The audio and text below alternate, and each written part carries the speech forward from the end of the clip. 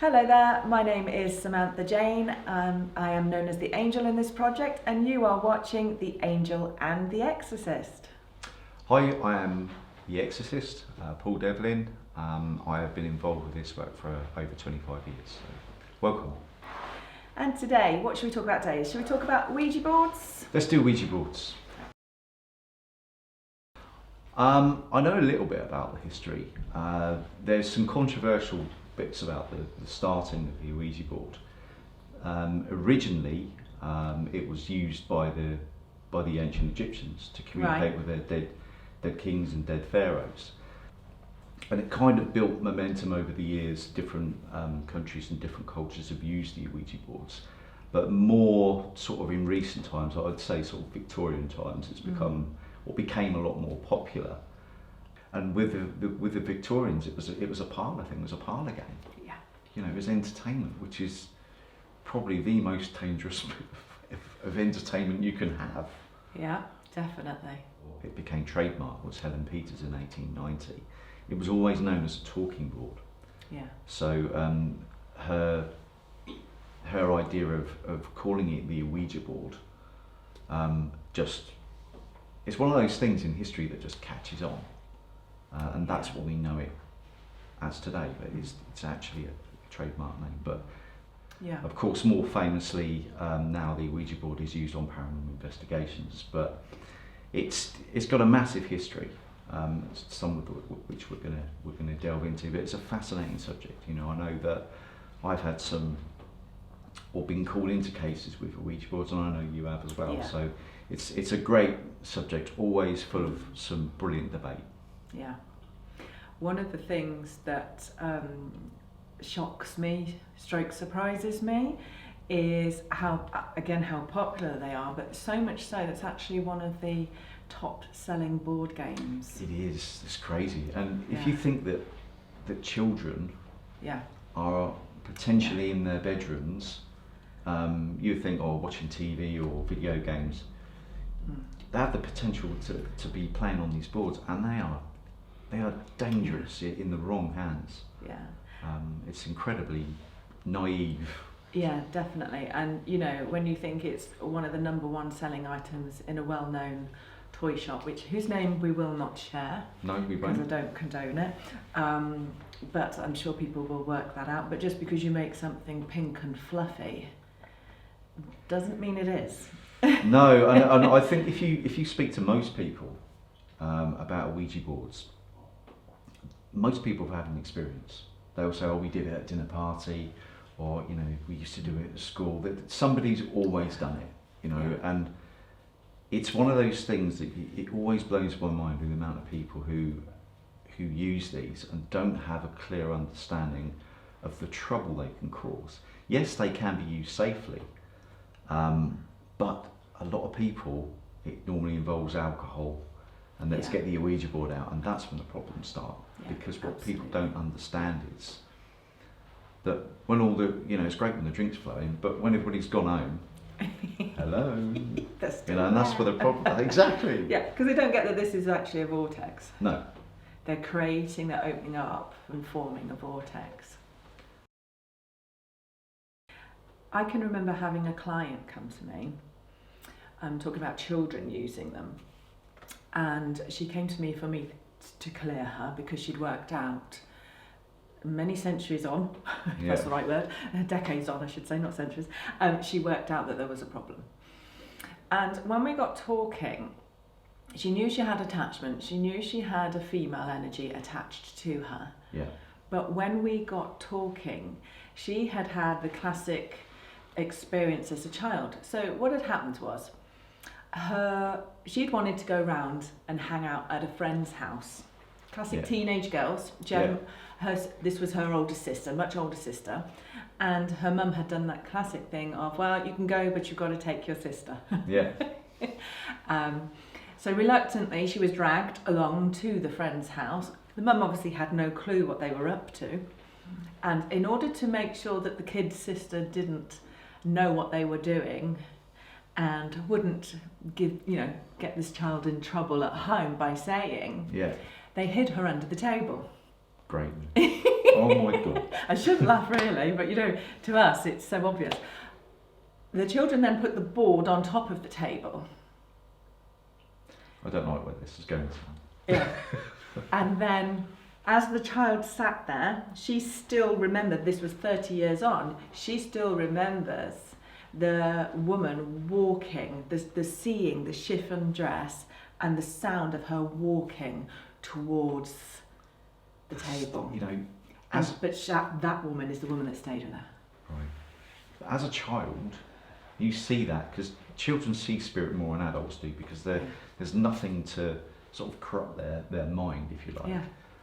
And it stays with me, because you say it stays with them for life. Yeah. And as a child, to see that coming through, that's a scary thing. Yeah. So when she would go to sleep at night, as she closed her eyes, she would see that dress, let's say, because that's all she ever saw was the dress. And she would hear that dress behind her as well. But because as a child she was told, don't say anything, don't open your mouth, don't make a noise. Oh, no, that's she didn't. She just sat there and engaged in this experience with Spirit World, whilst the group of sort of 14-year-old girls at the top were bringing it in. I remember being at school and the headmaster, and I didn't know what these things were. And I was probably only about 13 or 14, and the headmaster stood up on the school stage and he basically said, this has been going on, people have been doing Ouija boards in the separate music rooms. Stop doing it. Yeah. And I'd heard whispers through the school, things have been going on, but there was like something inside me was like, do not get involved with whatever that is, because you're too young. Yeah. I don't know where that voice came from, but I know it wasn't mine. Yeah, definitely. And years later, when you're called out to places, they really do surprise you. I mean, at one point, 50% of my work was Ouija boards. Yeah. This one Christmas, I was called out, and this guy said, "Oh, the taps keep turning on in the house, and there's running around upstairs." And it was all fine yesterday, and basically what happened, he'd gone shopping in London, and these teenage girls, like your story, let's have a bit of fun and call some friends round, I've got a Ouija board, and it got out of control. When I went round, he said, I don't understand, and the teenage girls were like this on the sofa, and I said, look, do you mind if I ask your girls a question? And he went, no, not at all. I said, you're not in any trouble, but I just want to know, because I need to know what I'm working with. Yeah. Have absolutely. You been doing the Ouija board? And they both burst into tears. Like, oh gosh, okay. Okay, thanks very much. So, and then I got to work. Do you feel in your work that there is a right and a wrong way to use these boards? Absolutely. And I've brought mine here today. I like to call it a talking board. Yeah, me too. I prefer talking. I believe there's a right way and there is a wrong way to use a talking board. I would never not work on a board without a medium. Yeah. Because I would hope that mediums know how to form the protection, how to do all of that to ensure that it is safe, how to open it and how to close it. I use mine, I don't use it a lot these days, but I originally used it for communicating with guides. Right, okay. And in fact other dimensions as well. So that would be a very, very controlled way. And I have used it with other people for them to communicate with their guides. But it is something you don't just sort of flip open and light a candle and say, come on in then, show me what you got. Yeah, because you might not like what you're going to get. No, and it won't necessarily be in the hour you sit there, it'll be 3 hours later when your physical energy is dropped because you're lying in bed asleep. That's when the activity really can kick in. And as well, they have this habit of, if you get negative energies coming on these boards, you get more experiences with negative energies than you do positive. Yeah. And what they often do when you open up these boards is they will sort of pretend to be a nice person, a nice spirit will come in. Oh, it's my auntie May or whatever. Yeah. And then when your guard's down, it's bam, have some of that. Yeah. And they're completely taken by surprise. Yeah. You know, and it doesn't matter whether,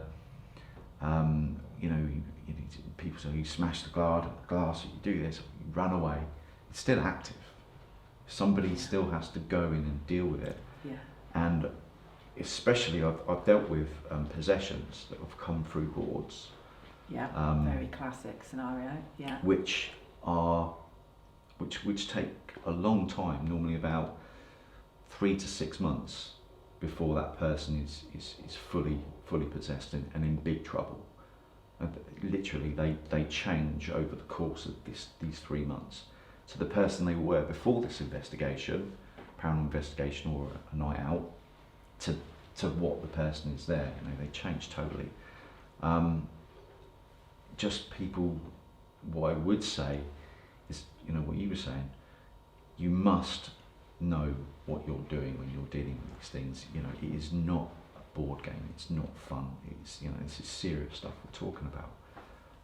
And you do not want stuff that comes through this board in your house or in your life if it's negative, because it can cause some real powerful stuff. Yeah. And I would urge people, if you want to explore it, then research it properly. There's I think they're called the Ouija board sisters, who've written a book, who are very, very good. Right, okay. I've spoken to them on radio, met them. They're in America. They wrote a book which teaches you a good way to use this, or go to somebody who's had a bit of experience with it. But please do not use them on paranormal investigations. It's just the biggest no. A lot of it is intention, Okay. and obviously it's energy. So a group of people would sit together around the Ouija board with the intention, setting the intention of connecting with spirit world. Yeah. In doing that, and them allowing their energy to build in, they are opening up what we call a portal. Hence sitting in a circle, forming the circle. That's why it's all done that way. Yeah. And then the people sitting in attendance would gently place their finger onto the disc. Okay. Now, this is what people don't understand. They come out of paranormal events and they feel like they've been hit by a bus. Spirit world use the living's energy to move the physical item. Right. So they push their energy through you, but they are also using your energy. So again, if you're not in that protection, you see, this is where the vulnerability comes in. But they use the people's energy, and if you're using it, you can actually feel like, if it's genuinely working, like a tingling or a pulsating goes on in your finger and in everyone and thing, and it kind of builds the energy, builds enough energy and strength to then move the disc. Right. And it will start to go. It's that famous sound, isn't it? Yeah. And it will start to move, and people will be saying, "Is that you? Is that you? Is that?" That's when the fear kicks in. If you've got a newbie on the board, it's like, "Is that you? That's not me. I swear, that's not me." And also, what you have to watch is people getting tired, because sometimes it takes 20 minutes to build. People getting tired and putting their finger down, and it's like nothing in the world is going to move that disc. So it really is literally just touching to get the energy to move through you, so that spirit can then use your energy and their energy to move the disc to go to, and it will go to the letters. I love this. I call it my cheating board. It's to speed it up, so it has specific words. So, hello. Yeah. Yeah. That's good. That's what we do. When it comes to the end of that, it's no good just getting up and walking away, because it still stays there like a portal. And we have to command spirit, we have to tell spirit how to behave. So we actually have to thank them, and we tell them to step back. Right. And we tell them that we're now closing the gateway. Okay. We're closing it. And we actually visualise it closing down. That's how I do it, at least. I'm sure other people have techniques, but that is how I do it. That's how I close it. I then check, and as a medium, and have a quick feel, as I say, energetically, and I just make sure it's closed, like a light. You see it closing and disappearing. That's how I work with the board. When you've closed the board down, what do you do? Do you leave the board on the table? No, and then I would instantly fold that board up, put it away in a box with a protective crystal. Okay. And for that I would use like a smoky quartz, or a black obsidian. I would keep that in the box with the board. So do you think Ouija boards get a bad press? Do you think they're misunderstood? Yes, I do. I do think they get a bad press. It's the people that use it, and people who have the bad experiences will tell everybody. If you have a good experience, people don't say anything. No, that's true. You know, if you have a bad experience, they tell everybody. So yes, I do think it gets a bad press. But as you said earlier, like everything, if it's used properly, then it's a very useful tool in the right situation, in the right circumstances. But definitely not in the hands of an inexperienced person. It's like giving a car to a 7 or 8 year old and saying, right, drive down the motorway. Well, you're in charge of over a ton of metal. Yeah. It's going to be dangerous. Yeah. I took my daughter to Lego World, and she did the driving test at Lego World at about the age of 8, and I spent years battling because she was adamant she had a driving licence. Yeah, Mike has said that as well. I've got a driver, I can go to the shops. That brought back a memory then. So Sam, obviously Ouija boards can be a good or not so good tool. Yeah. What are your experiences of working with the board when it hasn't gone well? I've done a lot of paranormal work. I remember one night particularly, in fact it happened twice, in Woodchester Mansion, and I actually quit the paranormal world after this event. Wow. Because I felt so strongly about it. And very typical paranormal nights, where you get groups of people who have a little bit of experience, are beyond their knowledge but don't realise. They think that they're okay. Yeah. Do you get what I mean? Yeah, like they think they understand what's going on. And I remember being stood on the outside. I had this feeling, it was in the kitchen at Woodchester Mansion. I had an absolute feeling not to get on the board that night, to stand back even though I was the medium.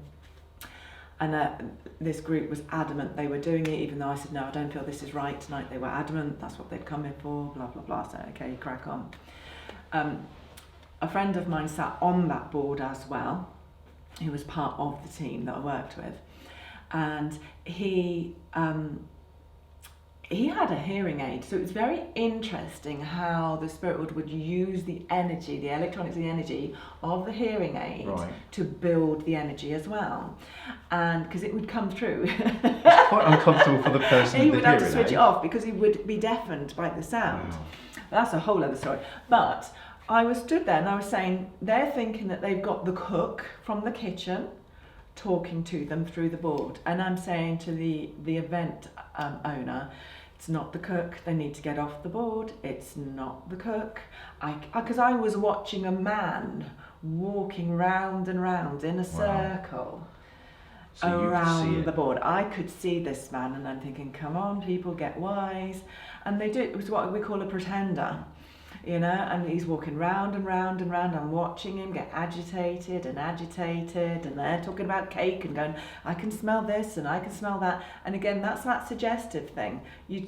I'm sure you've seen it. You tell somebody that you are feeling something or you can smell something, and everyone is like, oh yeah, I can feel that. Yeah. That's a lot of what is at play in paranormal work.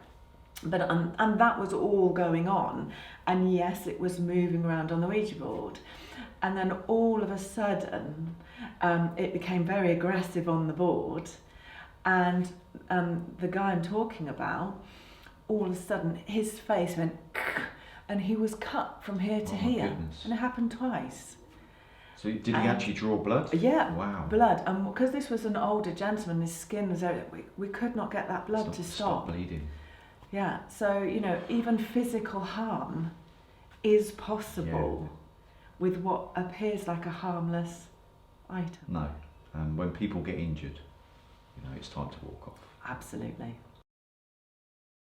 The one that sticks in my mind the most was a property we went to just outside London, and it was like a house swap. So this guy wanted to go and live in this lady's property and vice versa. Now she was a single parent with 3 children and moved in, and literally within the first night stuff started kicking off. It turns out that this guy had done a Ouija board parties every Saturday night for a year. Oh my God. Right, okay. And when it got too much for him, he went, "It's time to go now." Yeah, but I bet didn't he did. tell her. Right, okay. And even worse, he started to goad her on social media when she reached out to him to, "All this stuff is happening. Did you have this stuff happen?" He's like, "Yeah, it's good, isn't it? You know, have you had the exploding light bulb yet?" And all that sort of stuff. So we were called in Okay. to clear the property, and I think it was in the end 32 spirits that we rescued and sent over. That's a lot of traffic. It took about 3 weeks. So you can't do it all. Really, it was like, oh my God. So yeah, that was my that's most intense. Yeah. But it's karma coming to that guy. Oh, absolutely. Have you had a call from him yet to help him? Not yet, but I'm waiting. I'm patient. But you're on dial-up. Yeah, absolutely. So what's your top tip then? Let's finish with top tips. What's your top tip for using a talking board? I think do your research. Ask around, but definitely find somebody who's got the experience on these things. You know, please, people, don't go to a paranormal group and get and get that sort of experience from the board there. Do your research and find a medium who is experienced in using a talking board. So yeah, that would be mine. So what about you? What's your top tip? Well, my top tip, apart from obviously working with a medium, I actually say sit down with a purpose to the communication and have a set of questions written. Yeah. And someone sat outside of it as the scribe to write down what you get. Because it can be a bit higgledy-piggledy, the words, you know, and you have to string it all together and work out what's being said sometimes. But you can also kind of have a mind fog in it and not know what to ask. You're so shocked when when it starts moving and someone answers, you suddenly don't know what to ask it. You know, it's no good saying, "What did you have for breakfast this morning?" You know, so have a series of questions and a purpose to those questions and a purpose for the communication that you are doing. That would be mine. So that pretty much wraps up the Ouija board. So I hope you enjoyed it. Next time we will be talking about hauntings. And Sam? So if you enjoyed this show, don't forget to hit the like and subscribe, and of course that all important bell so you know when we release the next show.